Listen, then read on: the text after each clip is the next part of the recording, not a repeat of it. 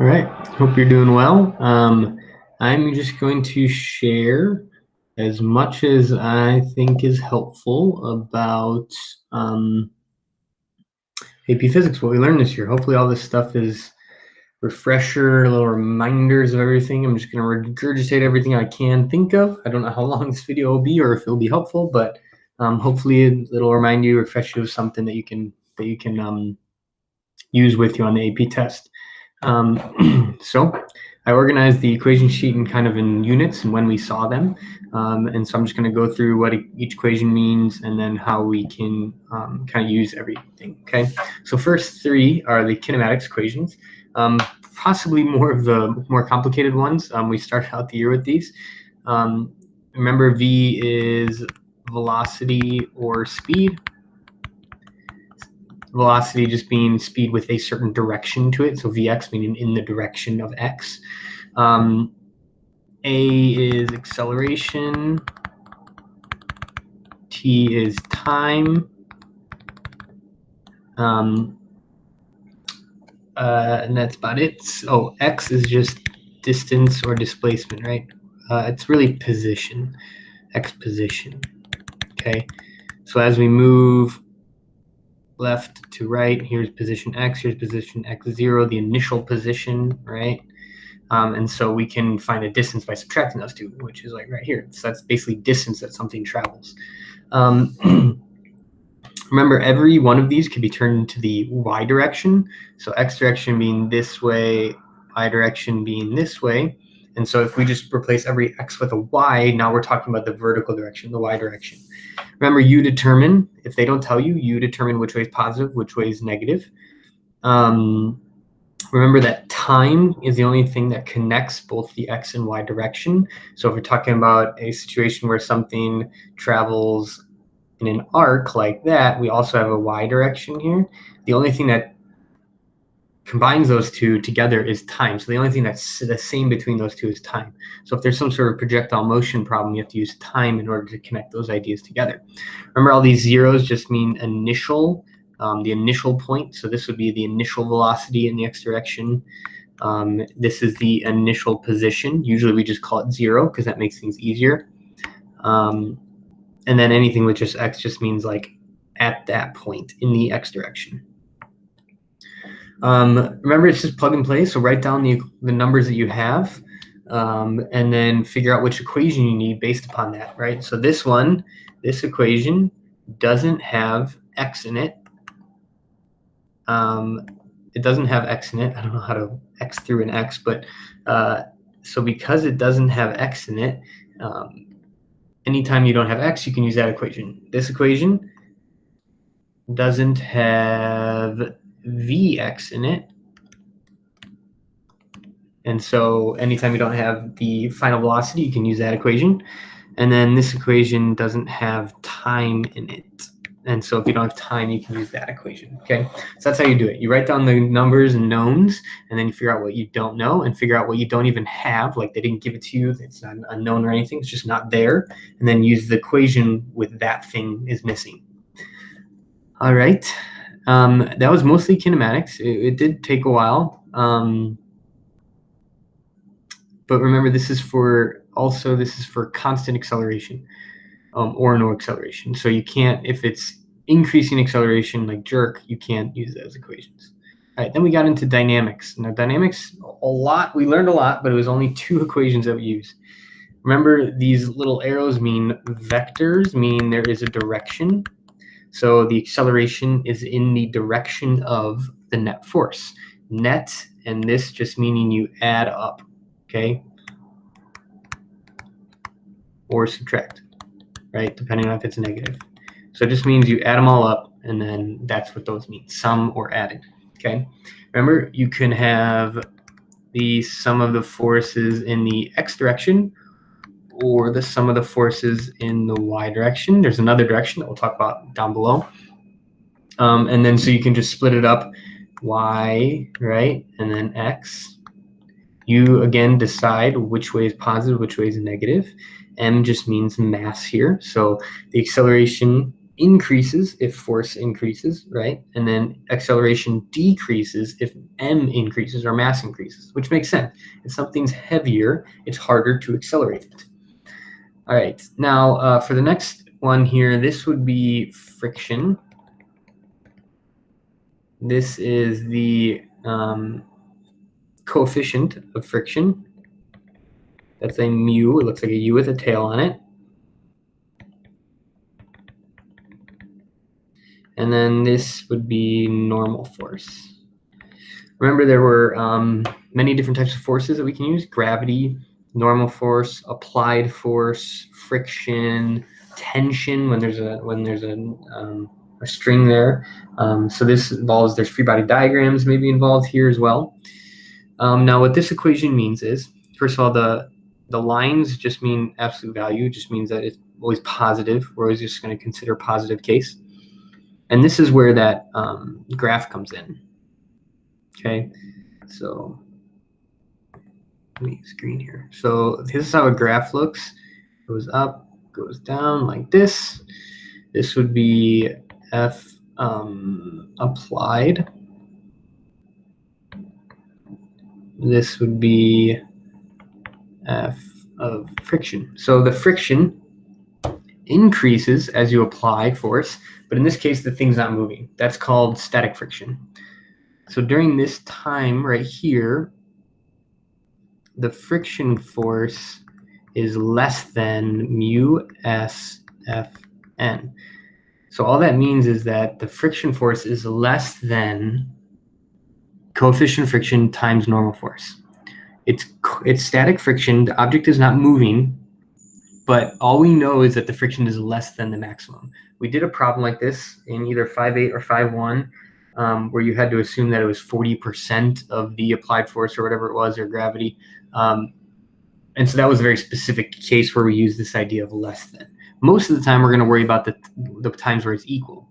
So this point right here, the maximum, that is where friction is equal to mu s times Fn. That is the only point where friction is maximum, and that's where mu s times Fn is equal to friction. Okay.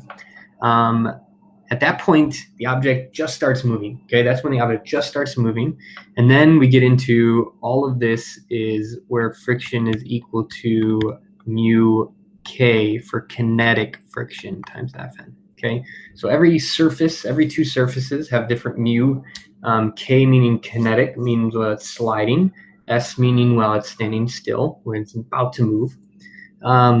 Remember, the only way to change the friction of something is either to push down harder, so increasing the normal force, or by changing the coefficient of friction. The only way to change the coefficient of friction is by changing the two surfaces. So if it's a really slick surface, it'll have a very small coefficient of friction, and that is how you can change the friction of something. All right, so that complicated equation can be broken up into three, and that's the three that I pointed to on the graph, okay? The only time you can really use that equal to is when it's at the maximum static or while it's moving, okay? Next, gravity and rotation. Now this is a very short unit. So we're gonna it's kind of split up into weird ways. So let's talk about this one first. So that C meaning centripetal. Centripetal means center seeking, towards the center.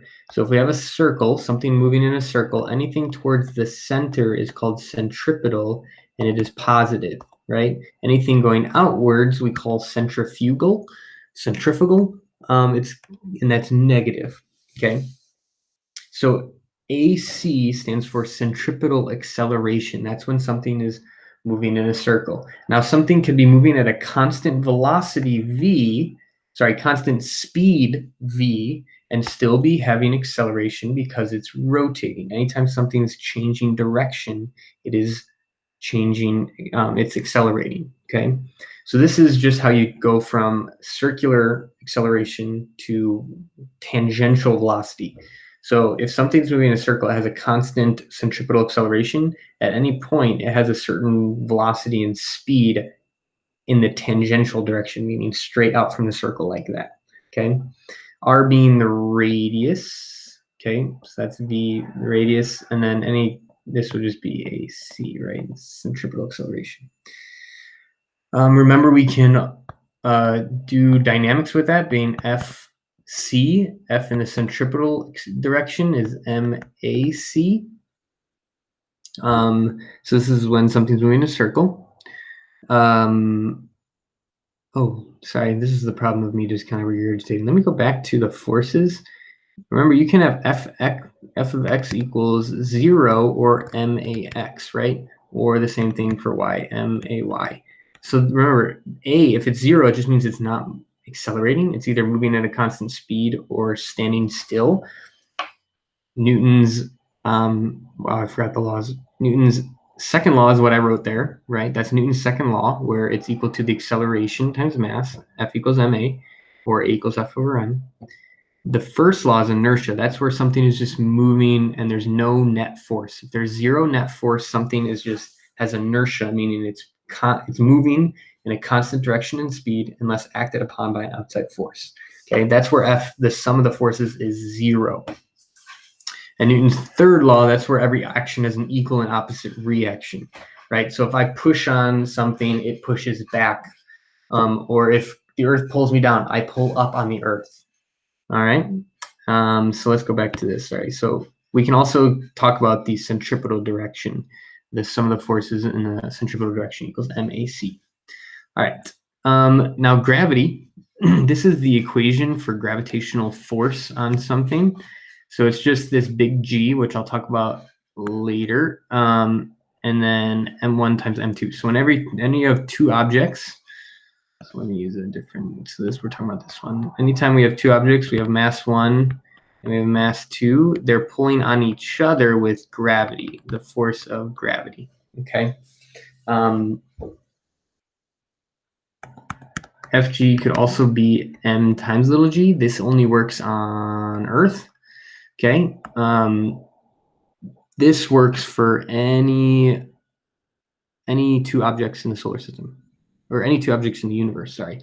So when we're talking about Earth, we're talking about this one, and that's just because M1 is the Earth, and G is always the same, and R is the Earth. If we plug in Earth's numbers, we get little g 9.8. And so we can just plug in a mass to find the force of gravity on the Earth's surface, okay? This is the potential energy of an object. This is general for any object. We're usually talking about potential energy on Earth, and so we don't really deal with general potential energy. We didn't really talk much about that, so I'm hoping it won't be on the test, but yeah, that's what that's talking about. So this, as you go further away from something, right, you you actually decrease the potential energy.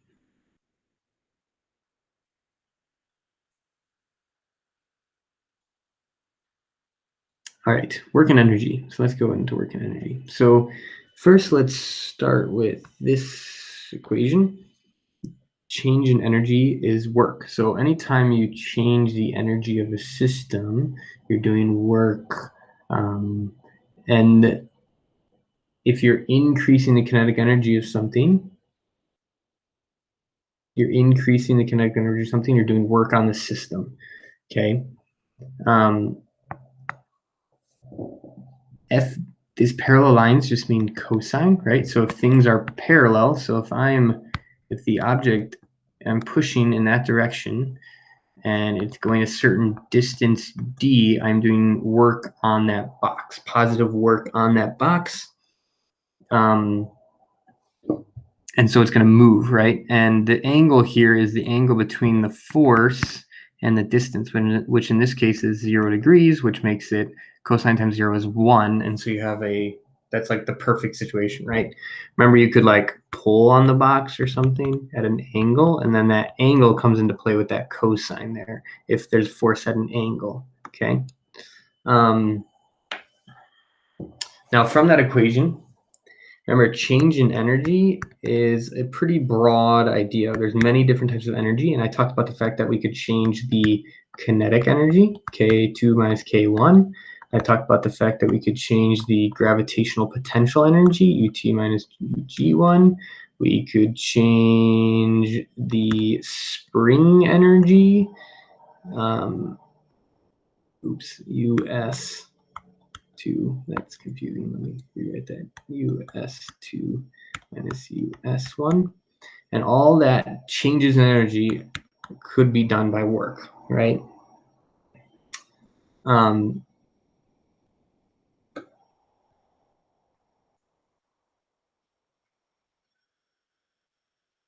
Okay, and then remember there's other ways to do it where you could say like all the energy on one side. This is if you use like those LOL diagrams, has to equal, has to equal all the energy. Sorry, this is confusing things. So kinetic energy plus potential plus spring plus the work done is equal to all the energy afterwards. Okay, that's another way to look at it. This usually involves a LOL diagram because this would be like the left side of it with all of them, and this would be the right side, and then O being the system. So now if you look at this, if work is done to the system, it's going to increase the energy of the system. So work done to the system is positive, work done by the system is negative, because it's, if the work is done by the system, it's losing energy, right? All right. So hopefully that's all in your notes. Here is the equation for kinetic energy, just 1/2 mv squared, mass times velocity squared. Remember to square anything in that parentheses. Potential energy is, well, the change in potential energy, we usually consider the ground zero. And so if you increase something, you're bringing it higher, you're increasing the potential energy of it. And so this is usually talking about in the y direction. That's what that y means. Delta meaning change. You could also just say UG1 is equal to MGY1, usually considering that the ground or something like that, or the initial position or something like that. All right, the only equation we never actually talked about in class is this. P is power. I'm not going to go too far into it, but if they talk about power, it's the change in energy over time. We just didn't have time to get into it, and so I skipped it because it wasn't, there's not a whole lot of problems involving power usually. So delta E would be the change in energy divided by the change in time. This would be measured in joules per second, which is a watt. So when we say that your light bulb is 40 watts, that means it's using up 40 joules of energy every second as it runs. Okay, so that's what power is. Yeah, I'm hoping that that won't be on the test. It's usually a very small part of physics that we talk about. I was going to talk more about it when we talked about circuits, but we never got there. So, all right. What are we? Okay, springs. So at the very beginning of the semester, we talked about springs. This was actually a part of the kind of the forces and energy. So springs, when we're talking about springs, so remember there's an equilibrium position, which we usually call x0. So anytime you move that spring beyond that, there's a force of the spring, okay? And so usually if you move it in the positive direction, we have, right? So if you were to move this box over here, it would have a negative spring force on it. And so that's where that, they show it as absolute value symbols. Sometimes it's shown as Fs is equal to negative Kx. That just means that if you move it to the right, the spring force is going to be opposite to that, to the left. K is the spring constant, measured in newtons per meter. So that's the force on a spring. Here's the spring energy.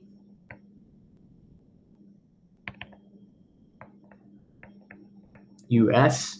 Kx squared, again, K being spring constant, X being how far it's stretched, right? So if you stretch it, it's storing energy, right? Because if you let go, it's going to snap back, right? So that's where the amount of energy that's stored in the spring anytime you stretch or compress a spring.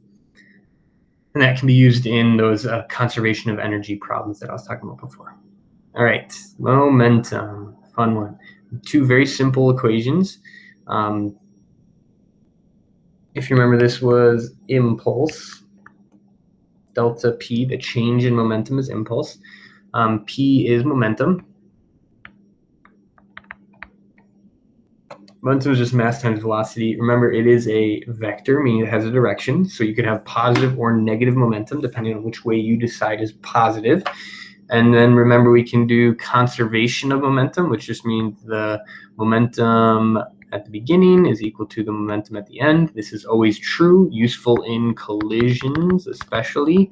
Anytime there's a collision, we're going to use this equation. Now, remember, we can have two objects, object A at the beginning plus object B at the beginning. The momentums add together to the momentum of A afterwards plus the momentum of B afterwards.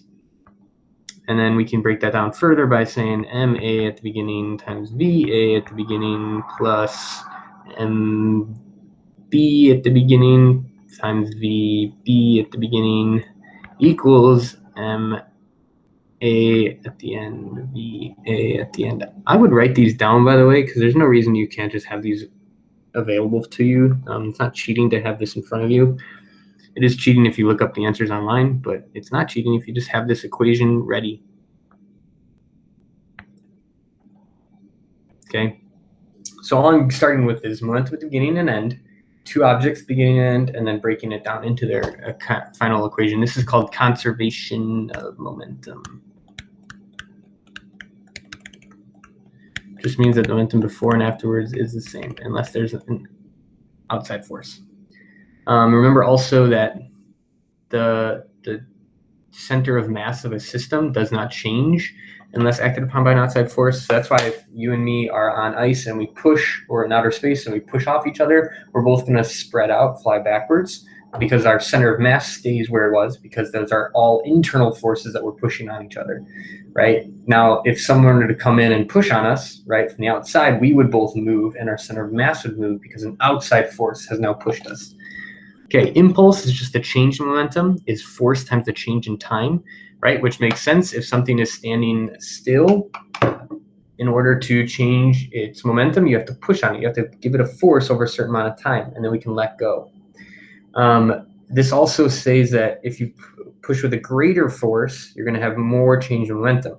Now, the same thing is true because of Newton's third law. If something comes in and hits my hand and it stops immediately, right, it goes from some momentum to no momentum very quickly in a short amount of time, there's going to be a lot of force involved in that. That's why two objects colliding to each other really quickly can cause a lot of forces, right? That's why we have padding in helmets, because what we want to do is want to slow down your head by compressing that padding over a longer amount of time. If we increase the amount of time it takes to slow something down, we're decreasing the forces, right? So if we increase the time, we decrease the force acting on something. That's the important thing about impulse. Because the change of momentum is the same. We're going from a certain momentum to zero, and then we want to spread that over a longer period of time in order to decrease the forces on something. All right, simple harmonic motion. This was quite difficult, I think. We didn't have a whole lot of time to go through it either.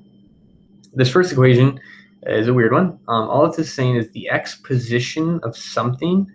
Usually we're talking about a spring and an object, okay? So the x position of something, where it is in its motion, is determined by its amplitude, which would just be the greatest distance that it's stretched, right? So if we stretch an object, let's say we stretch this from its x0 position to here, we'll call this the amplitude. It's going to swing back and forth between its negative and positive amplitude. It's not going to go farther than that distance, because that's where we started at, right? It's not all of a sudden going to gain energy and go farther. So that's what amplitude just means. It just means it's the position, the farthest position that it reaches or starts at. Cosine, remember this has to be in radians only. 2 pi. Remember, you're going to plug in this first and then plug in cosine. F meaning frequency, and T just means the time at which we're talking about, right? We could let this thing go on forever. We can go on for 100 years if there was no friction, and we could determine how many seconds it took and plug that in, and we could figure out exactly where that box is in its motion 100 years later if there was no friction. Okay, so this just determines the position of something on a spring or a pendulum, right? So we're talking about springs or pendulums, right? So usually we would say that this is in radians, the angle. So we could also talk about the angle here. Instead of x, we could plug in angle there. All right, T, is period. It's the length of time for one rotation. Omega we'll talk about later is the so we actually talk more about that when we talk about rotational motion, but that's the angular velocity. F mean frequency, so period and frequency are reciprocals of one another. This is a spring, S for spring, so period T of a spring, S, so that's what TS stands for. 2 pi square root of m over k. A lot of people have trouble with this algebraically, so you may want to look at how to manipulate this algebraically or rewrite it in multiple forms. So like k equals m equals, and that way you just have them available to you, so you don't have to like, or you may want to work it out beforehand or something, have it in front of you. So it's just the mass of the system, of the box or whatever is on the end, and k being the spring constant. TP, the T is for period, the P is for pendulum, okay? So maybe that's confusing people. That P just stands for pendulum, T meaning period, so the period of a pendulum swinging back and forth. Remember, this one only determines about the length, so the longer the pendulum is, the longer the period, right? It's going to take longer to rotate. G just meaning gravity, little g. This usually stands for 9.8 on Earth, but we could, like in your test, solve for G for another planet, okay? So remember, length is the only thing that determines the period of a pendulum. It's the only thing that changes the motion, or if it's on a different planet. For a spring system, spring constant changes, right? So it's a stretchier or less stretchy spring, and then the mass on it. So that's basically it when we talk about simple harmonic motion. Rotational motion, probably the most difficult because it's everything in one. So here we have two kinematic equations for rotation. Theta means angular displacement. It's remember, this could be angles or radians. It's basically how far along in its rotation it is. This is where we started using the unit circle, right? We, could move 45 degrees, 90 degrees, right? Or we could say pi over 4, pi over 2, right? So that's where it is, and it's how many times it spins, basically. We could also talk about rotations, how many rotations it makes. Remember, one rotation is equal to 2 pi radians. So we can convert between rotations and radians. Omega is angular velocity, how fast it's spinning. And alpha, right, so it's like an A with a little extra bit to it. I wrote it like this, is angular acceleration, how quickly it's spinning faster, right? Is it slowing up, or is it slowing down or speeding up in the angular direction?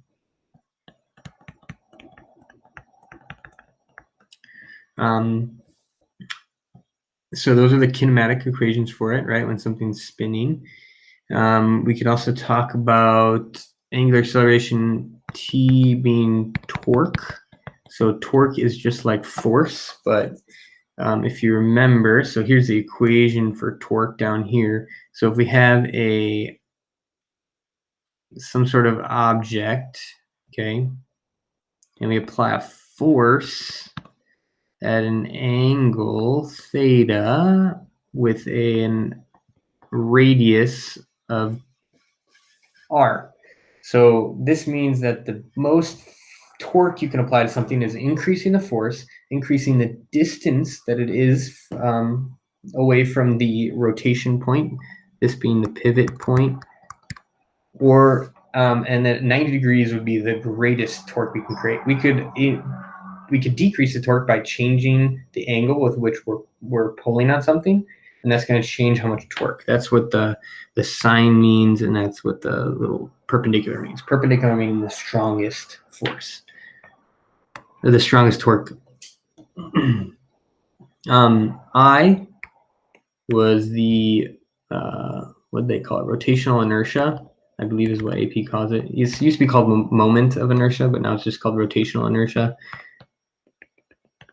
If they want you to use rotational inertia in an equation, they will give you the equation. So remember how we used tables in class? I just wanted you to get familiar with that, but they'll give you the equation if they want you to use it.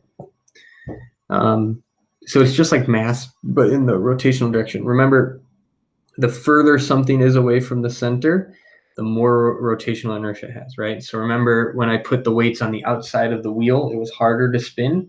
When they were on the inside of the wheel, it's easier to spin. Or you could think about it the fact that the further out you, like if you're spinning as an ice skater, the further out you put your mass, the slower you're going to go.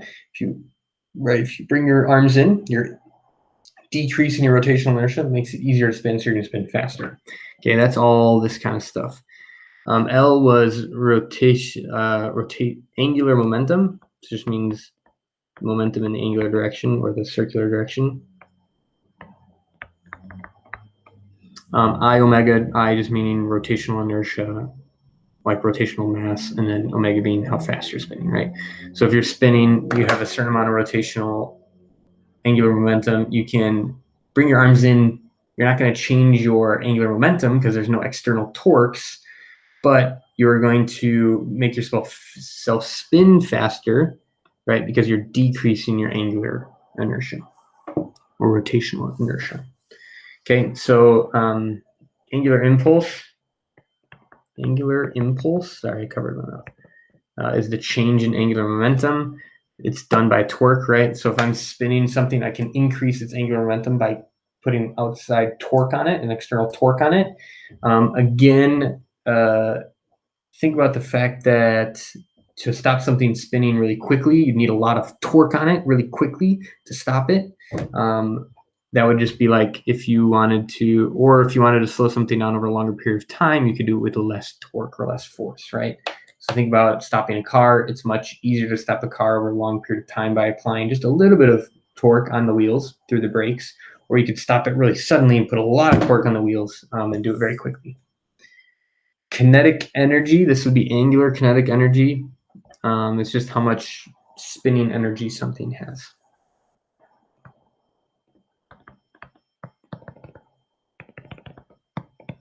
We didn't do very much with this, but we did a little bit of it, right? So something has a lot of inertia, angular inertia has a lot of angular kinetic energy. And then if it's spinning really fast, it obviously has a lot of angular kinetic energy as well. All right, that was a lot. Now, obviously, I can't go through everything we did in class. I think that's it. Yeah. But it's a lot of what we did in class, right? A lot of little reminders.